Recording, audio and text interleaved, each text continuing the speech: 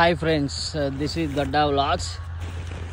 చూడండి, ఇదిగో ఇతను మొన్న మా ఊర్లో బెస్ట్ ఫార్మర్ ఎంప్లాయ్ రైతుగా గుర్తింపు పొందిన వ్యక్తి.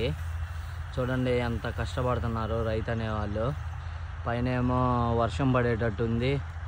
రైతులందరూ వాళ్ళు కోసిన వడ్లను ఇట్లా ఇట్లా పట్టలు పెట్టి కప్పుకుంటూ దాని మీద ఆ వేస్ట్ హార్వెస్టింగ్ చేసిన చెత్తని దీని మీద కప్పుకుంటున్నారు. వర్షానికి ప్రొటెక్షన్గా పట్టలు కప్పినా ఇంకా పైన ఈ చెత్త వేస్తూ ఉన్నాడు. ఎందుకంటే అతను పండించిన పంట వేస్ట్ కాకుండా ఉండటానికి. చూడండి, సిటీల్లో కూర్చొని మనం కూడా కష్టపడుతున్నామండి. బట్ రైతుగా వాళ్ళు ప్రతిరోజు వాళ్ళు దేవుణ్ణి ప్రార్థిస్తూ ఉంటారు. వాళ్ళ పంట సక్సెస్ఫుల్గా కోసి వాళ్ళ ఇంటికి చేరాలని. అట్లాగే ఆ దేవుడు కూడా వీళ్ళకి పరీక్ష పెడుతూ ఉంటాడు ఫార్మర్స్కి. ఇట్లా అన్సీజనబుల్ రైన్ వల్ల. చూడండి ఫ్రెండ్స్, క్లౌడీగా ఉంది. అండ్ అక్కడ చూసారంటే మిషన్ ఒకటి హార్వెస్టింగ్ చేస్తూ ఉంది. చూడండి అన్నా, మా వ్యూవర్స్కి కొన్ని నీ సలహాలు చెప్పన్నా.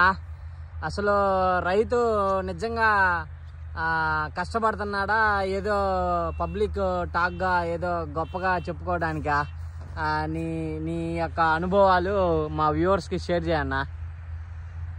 రైతు కష్టపడకుండా వాళ్ళు ఏదో ఏదో చెబుతుంటారు మాటలు. మాటలు మనం రైతు ఒకసారి వచ్చి వాళ్ళని కూడా ఒక 10 రోజులు మన మహేష్ బాబు కనుక దిగినట్టు సినిమాలో చూసినట్టు కాదు, ఒకసారి వచ్చి అనుభవిస్తే ఏడ అర్థం అయితే రైతు పరిస్థితి ఏంది అన్న. ఇప్పుడు నువ్వేం చేస్తున్నావు అన్న? గడ్డి ఎందుకు వేస్తున్నావు? ప్రకృతి బాగలేదు, వాన పడేటట్టుంది. వాన పడేటట్టుంటే పట్ల కప్పి రాసులు లాగి పైన ఏదో చదురు మదురుగా ఆ గడ్డి అన్న ఒక జల్లు పడితే గడ్డి ఆపిద్దని కిందకి నీళ్లు దిక్కుండా. దిగటం వల్ల ఏమైంది?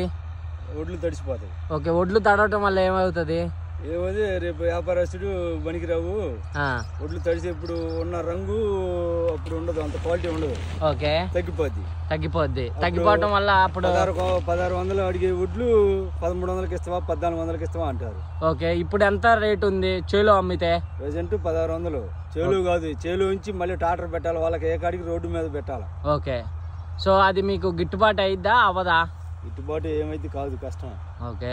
మీకు మినిమం ఎంత ప్రైస్ ఉంటే మీరు పండించిన పంట గిట్టుబాటు ఉండాలి? మినిమం 76 కిలోల బస్తా 1800 ఉండి చేలో వచ్చి ఎగబడి కొంటే అప్పుడు రైతు గిట్టుబాటు అయింది. చేలోకి ముఠా వాళ్ళు రావంటారు, టాటర్ వాళ్ళు రావంటారు. ఈ చేలో మళ్ళీ ఒడ్లు మొత్తం మిషన్ దేవత పోసి మొత్తం మళ్ళీ 500 బాడీగా బయటికి తోలినందుకు. అంటే ట్రాక్టర్ లో పోసి రోడ్డు మీదకి తెచ్చినందుకు ఒక్కొక్క ట్రక్ కి 500 మళ్ళీ మన మీదే. రోడ్డు మీద తోలితే వాళ్ళు వేసుకుంటారంట అది. ఇప్పుడు నీకు ఇది మొత్తం ఎన్ని ఎకరాలు? ఎకరం 40 సెంట్లు. ఎన్ని బస్తాలు వస్తాయి అనుకుంటున్నావు? నేను 34-35 కాడికి వస్తుంది అనుకుంటున్నా. 7 దిగుబడి బానే ఉంది. మరి వాతావరణం ఏమో నువ్వేమో దేవుడు సహకరించట్లేదు. వాతావరణం అనుకూలిస్తే బానే ఉండు. అందరం మన సంక్రాంతి పండుగ దాకా ఏమి లేకుండా ఉంటే అందరూ బయటపడతారు దేవుడి దయ వల్ల. నీకు ఎంత పెట్టుబడి అయింది ఈ ఎకరంన్నరకి? ఎకరన్నరకి అయింది 42, 45, 45,000 అయింది. 45,000 అయింది. ఇప్పుడు నీకు ఎన్ని బస్తాలు వస్తాయి? 50 బస్తాలు వస్తాయి. నీకు ఎంత రాబడి వచ్చింది? రాబడి అంటే ఇప్పుడు అన్ని బాగా ఆ ప్రస్తుతం ఏముంది, మన శాఖరి బదులు ఒక 10,000 ఒక 9,000 మిగులుతాయి. 10,000 మిగిలితే రైతు అనేవాళ్ళు అసలు ఎట్లా ఎన్నాళ్ళకి డెవలప్ అవ్వాలి? ఇంకటి రైతు అనేది డెవలప్ కాదు, ఊరు గారు. వ్యాపారస్తుడు ఏదైనా బోకరు వ్యవహారం గాని, వ్యాపారస్తుడు గాని అక్రమంగా వచ్చి సంపాదన ఫ్లాట్ వ్యాపారం గాని, బిజినెస్ వాళ్ళు డెవలప్ కావటమని డాక్టర్లు యాక్టర్లు. రైతు అనేది బాగుపడేది లేదు. రైతు బాగుపడటానికి లేదు. నాటుకు 4,500 అన్నారు, 5,000 తీసుకున్నారు. మరి ఏం మిగులుతాయి మాకు? అంటే దళారీ వ్యవస్థ మధ్యలో ఎక్కువ తింటున్నారు. మెయిన్ మా రైతుల్లో కూడా మెయిన్ ఒక యూనియన్ లేదు. ఓకే. ఒక 10 మంది 15 మంది కూర్చొని మాట్లాడుకొని ఇట్లా చేసుకుందాము, మరి ఇట్లా చేద్దామని ఎవడికి లేదు. ఓకే. నేను రూపాయి ఎక్స్ట్రా అయితే వాడికి పోవటం, ఈ రూపాయి ఇస్తే వీడికి పోయటం, వాడికి కృష్ణారెడ్డికి పోయిన, వాడు రూపాయి అయితే బ్రహ్మారెడ్డికి పోయిన, వాడు రూపాయి అయితే రామరెడ్డికి పోయిన, ఎక్స్ట్రా అయితే అతనికి పోతున్నారు. కానీ మరి ఎందుకు ఆగారా ఎందుకు ఆగారా అని తెలియట్లా. ఓకే. ఇప్పుడు ఒక రోజు కూలీ ఎంత ఉంది? 500 ఉంది. 500 ఉంది. సో అది ఎక్కువ అని మీరు చెప్తున్నారు. 500 అయినా అతను కూలోడు ఏముంది 9ంటికి వస్తాడు, చేలోకి వచ్చేరికి మళ్ళీ 12:30 కాగానే వెళ్తున్నా అంటాడు. 3 గంటలకు 500, మళ్ళీ మధ్యలో మంచిళ్ళు అంటాడు, చుట్టకాలం అంటాడు. వీటిలోనే టైం కత్తి పాస్ అయిపోద్ది. ఓకే.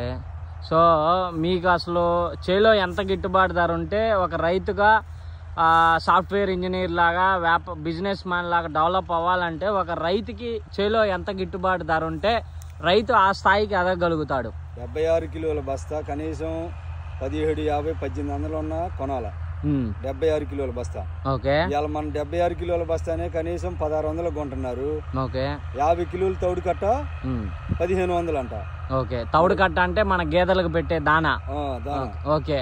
దాంతో కంపేర్ చేసుకుంటే చాలా తక్కువ. చాలా తక్కువ. 50 కిలోలు 1500 బస్తా. ఇక్కడ 1500 లేనే లేదు, చేలో కూడా లేదు. చేలో 76 కిలోల బస్తా 1500, అది చేలో నుంచి బయటికి తోలితే. ఓకే. అది మీరు ఇంటికి పోయి స్టాక్ వేసినా కూడా ఆ రేటుకి రాదు. స్టాక్ అయితే ఇంకా అది చేలో ఆరబెట్టి స్టాక్ వేసి ఆ వడ్డీ వారా ఏదైనా 4 నెలలకి ఏమన్నా 2000 చేస్తారు. ఓకే. 2000 అది 4 నెలలకి మళ్ళీ కూడా బాగుంటే. కటింగ్ పొడుచుకుంటాడు మిల్లు అతను వచ్చి, కటింగ్ రాకపోతే ఆ సరుకు బాగుందని వేసుకుంటాడు. ఓకే. ఇప్పుడు సరే నువ్వు ఆ కటింగ్లు సరుకు అంటున్నావు కాబట్టి ఆ రైస్ మిల్లులో, సో నాకు అనుభవమైన ఒక క్వశ్చన్ అడుగుతాను. అసలు టౌన్లో సిటీల్లో ఉండేవాళ్ళు మాకు 1200కే రైస్ కావాలి, 1000 రూపాయల రైసే రావాలని అంటున్నారు. అది నిజంగా అది పండించిన రైసేనా, కల్తీ రైసా? ఇవన్నీ మనం చెప్పలేమండి. రైతు కాంచి పోయినాక మిల్లర్ అసలు ఏం చేస్తున్నాడు, మా ఒడ్లు వేస్తున్నాడు ఎవరికి తెలియదు.